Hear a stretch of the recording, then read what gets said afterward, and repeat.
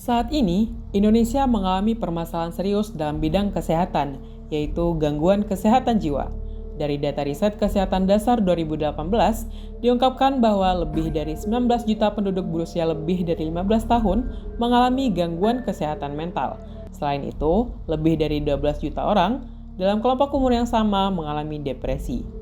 Beberapa penyebab seseorang mengalami gangguan kesehatan jiwa yaitu stres dan kecemasan.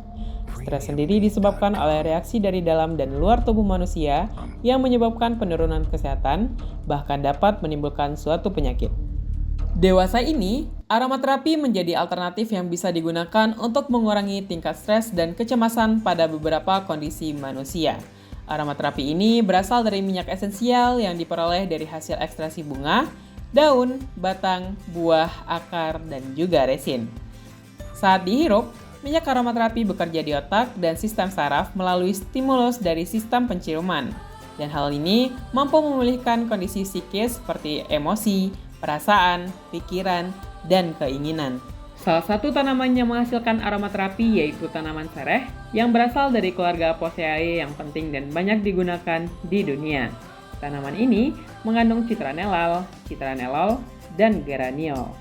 Dari permasalahan gangguan kesehatan jiwa dan adanya alternatif minyak esensial untuk mengatasi stres, kami tim Essensirity berencana untuk menciptakan produk turunan dari minyak sereh, yaitu lilin aromaterapi.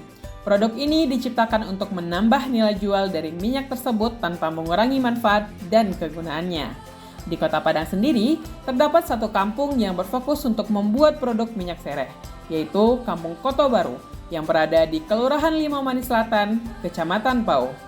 Dengan adanya produsen tersebut, dapat memudahkan kami untuk mendapatkan bahan baku pembuatan lilin aromaterapi.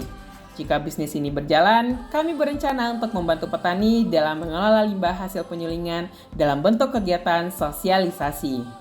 Kami telah melakukan analisis pestel untuk melihat ancaman dan peluang yang berpengaruh terhadap bisnis kami. Essensirity memiliki peluang yang besar untuk dikembangkan karena sesuai dengan program yang dicanangkan oleh pemerintah, seperti adanya dukungan pemerintah terhadap ekonomi sirkular yang tertuang pada RPJP tahun 2025-2045. Di sisi lain, kita bisa melihat adanya peningkatan ekspor dan peminat dari atsiri dari tahun ke tahun.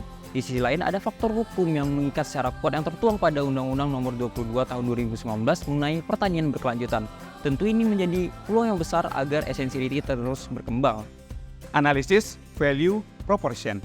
Yang pertama, kita akan membahas profil pelanggan. Profil pelanggan dari produk Essensirity ini B2C, yaitu generasi Z yang berusia 15-29 tahun. Generasi Z yang membutuhkan produk-produk healing seperti aromaterapi. Akan tetapi, mereka yang pertama kurang memiliki informasi tentang tujuan dan manfaat dari produk-produk aromaterapi tersebut. Yang kedua, mereka memiliki keterbatasan untuk akses kepada toko-toko fisik ataupun online store. Yang terakhir, kami mentargetkan generasi Z yang sudah aware akan isu-isu lingkungan seperti ekonomi sirkular. Profil pelanggan yang kedua yaitu B2B. Nantinya kami akan mentargetkan restoran, hotel, dan kafe dalam hal penyediaan interior dan dekorasi dalam menunjang estetika bisnis mereka. Dari dua profil pelanggan tersebut, kami menawarkan produk Essensirity. Produk Essensirity berupa lilin aromaterapi yang bekerja sama dengan kelompok wanita tani sekitar dalam hal memaksimalkan hasil pertanian mereka menjadi barang yang lebih bernilai jual tinggi. Nantinya, produk Essensirity dijual dengan harga yang lebih murah dan dapat bersaing di pasaran dan dapat di-custom sesuai dengan preferensi konsumen. Dari profil pelanggan tersebut dan produk Essensirity yang kami tawarkan, kami mencoba memvisualisasikan melalui diagram value proposition canvas.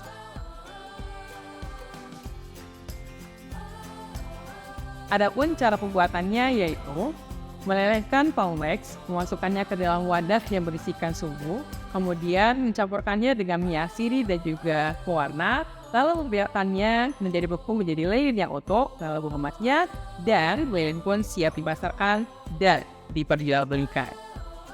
Pemasaran produk Essensirity akan kami lakukan menggunakan dua metode, yang terdiri dari pemasaran secara langsung dan pemanfaatan media sosial. Selain itu, untuk menanamkan branding yang kuat, kami juga menggunakan strategi 5A yang terdiri dari awareness, appeal, ask, act, dan advocate. Kami menggunakan metode ini bertujuan untuk meningkatkan pemahaman yang komprehensif kepada konsumen atas apa produk yang kami ciptakan, menjalin komunikasi yang baik, dan menghilangkan keraguan konsumen terhadap produk yang kami ciptakan.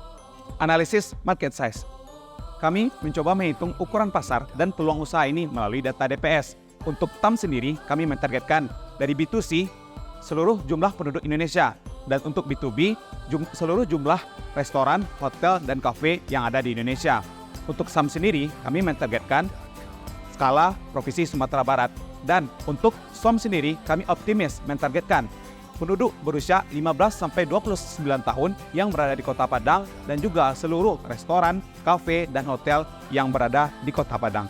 K-Partner. Dalam menunjang produksi kami, nantinya kami akan bekerja sama dengan beberapa pihak. Yang pertama yaitu kelompok wanita tani Atsiri Organic Farm, di mana kelompok wanita tani ini akan menyuplai bahan utama dari pembuatan produk lilin dan sisa olahan. Yang kedua yaitu investor. Investor nantinya akan membantu modal pendanaan awal usaha kami. Yang ketiga yaitu pemerintah daerah. Nantinya pemerintah daerah bisa membantu pengembangan dari SDM kelompok wanita tani ini. Lalu pemerintah daerah bisa membantu branding usaha ini menjadikan produk-produk usaha dari Essentiality sebagai souvenir asli dari Provinsi Sumatera Barat. Yang keempat, kami akan bekerja sama dengan komunitas peduli lingkungan, di mana produk-produk yang kami hasilkan yaitu berbasis ekonomi sirkular. Kami nantinya akan meminta bantuan kepada komunitas tersebut untuk menyuarakan masyarakat untuk mencoba menggunakan produk-produk yang sudah berbasis lingkungan. Yang kelima, nantinya kami akan bekerja sama dengan perguruan tinggi tempat kami berkuliah, yakni Universitas Andalas, dalam hal penyediaan dosen dan praktisi dalam membantu kami untuk menjalankan ide usaha ini. Nantinya kami juga berharap Universitas Andalas bisa membantu branding akan produk ini, jikalau bisa menjadi souvenir asli dari Universitas Andalas untuk dikenalkan kepada pihak luar. Kami juga telah memproyeksikan keuangan untuk bisnis ini. Kami memproyeksikan untuk memproduksi sebanyak 32.400 lilin aromaterapi dalam 1 tahun dengan HPP 5.363 dan harga jual Rp7.000. Adapun penerimaan kami dalam 1 tahun yaitu Rp226.800.000 dengan pendapatan sebesar Rp53.026.100. Selain itu, kami juga sudah menghitung break-even point yang terjadi saat memproduksi 23.972 lilin dengan return of investment sebesar 30%.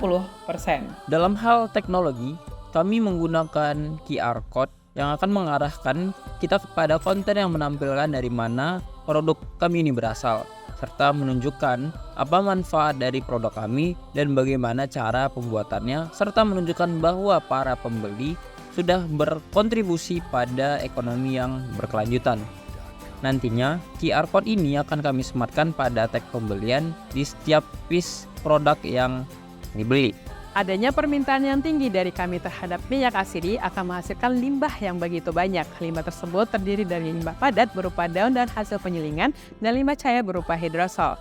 Pada kelanjutannya, kami telah melakukan penelitian untuk mengetahui bagaimana cara mengelola limbah tersebut, di mana kami mendapatkan ide untuk mengelola daun-daun tersebut menjadi pupuk organik yang berguna untuk menyuburkan tanaman nantinya. Nah, untuk hidrosol sendiri dapat diolah menjadi larvasida yang berguna untuk membasmi nyamuk. Kami juga sudah mengalokasikan waktu kami untuk sosialisasi kegiatan ini kepada petani yang menjadi mitra kami. Kami yakin dan percaya kegiatan ini dapat mencapai tujuan dari ekonomi sirkular yang nantinya dapat berguna untuk mencapai Indonesia SDGs 2030 dan Indonesia Emas 2045.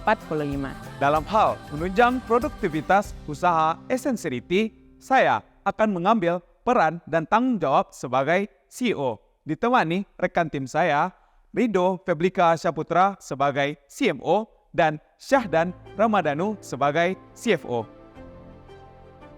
Terlaksananya bisnis kami ini merupakan wujud nyata dari kepedulian kami terhadap kesehatan jiwa, pemberdayaan masyarakat, dan ekonomi sirkular yang tercantum dalam poin ke-12 SDGs, yaitu produksi dan konsumsi yang bertanggung jawab. Essentiality, hidup sehat tanpa limbah.